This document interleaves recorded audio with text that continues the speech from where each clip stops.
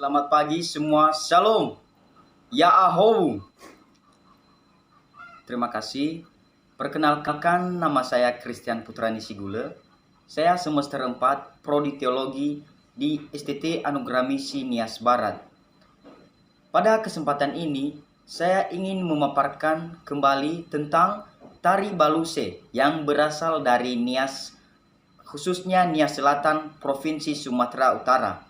Tari baluse berasal dari kisah perjuangan para pendahulu dalam berperang.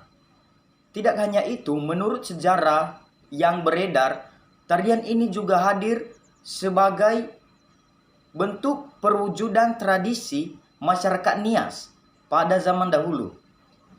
Dulunya, tari baluse juga sering dibawakan saat masyarakat Nias akan pergi berperang melawan musuh.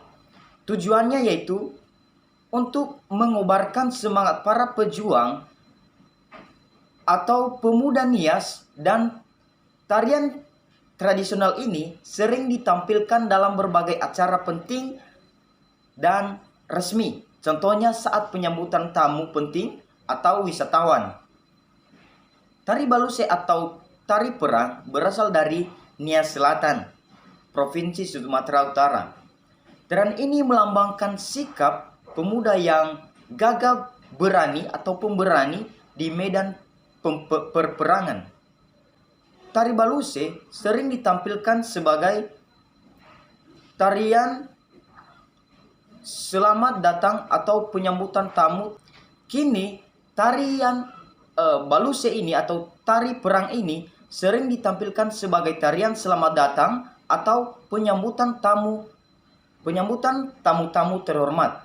Tarian ini juga disebut sebagai tari fatail, memicu perperangan antar wilayah yang satu dengan wilayah yang lainnya. Tarian ini juga sudah ratusan tahun yang lalu ada bersamaan dengan lahirnya tradisi hombo batu atau lompat batu. Pada zaman dahulu, perebutan wilayah atau perebutan sengketa antar wilayah harus terjadi di Pulau Nias.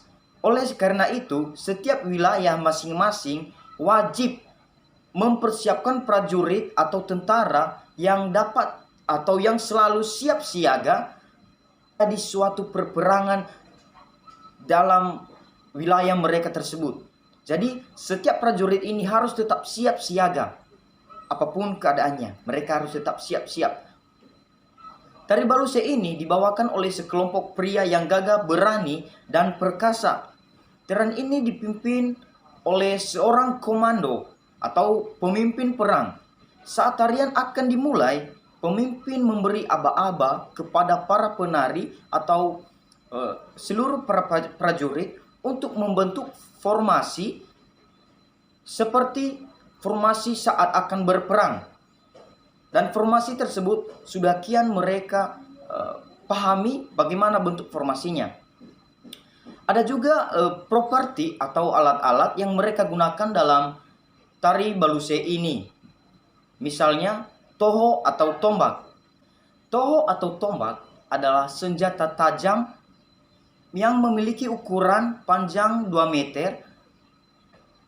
Itu merupakan senjata perang yang mereka gunakan untuk melawan musuh. Posisi toho akan berada pada tangan kanan, sedangkan di tangan kirinya ada baluse dengan posisi di depan badan.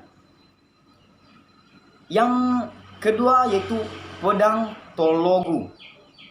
Sama halnya dengan toho, pedang tologu salah satu senjata tajam yang dipakai berperang pada zaman dahulu. Yang ketiga yaitu mahkota atau topi berperang. Perlengkapan ini merupakan salah satu properti yang wajib digunakan setiap melakukan tari baluse, atau itu merupakan suatu kewajiban yang harus digunakan, yaitu mahkota atau topi perang. Selain semua properti dan senjata tajam, para penari juga akan mengenakan baju perang yang berwarna-warni. seperti kuning, merah, dan hitam. Baju perang ini terdiri dari baju perang dan rompi. Rompi ini berada di bagian luar dan dengan celana yang selutut berwarna hitam atau merah. Memang merupakan tarian khusus untuk laki-laki karena ceritanya menggambarkan kegagahan para prajurit pada waktu itu. Formasi tersebut terdiri menjadi 4 baris yang akan dilakukan secara bergantian dan berpasang-pasangan, seolah-olah sedang berperang. Jika yang satu menyerang, maka yang satunya akan menangkis. Di saat itu, pemimpin berada di posisi yang paling depan, berhadapan langsung dengan sang penari, sambil meneriakkan kalimat penyemangat. Tarian ini selalu dimulai dengan gerakan kaki yang maju mundur, sambil menghentakkannya ke tanah secara bersamaan. Baluse yang ada di tangan kiri akan bergerak mengikuti pola gerakan kaki. Tujuan dari gerakan yang dinamis tersebut adalah untuk membangun semangat dalam melakukan penyerangan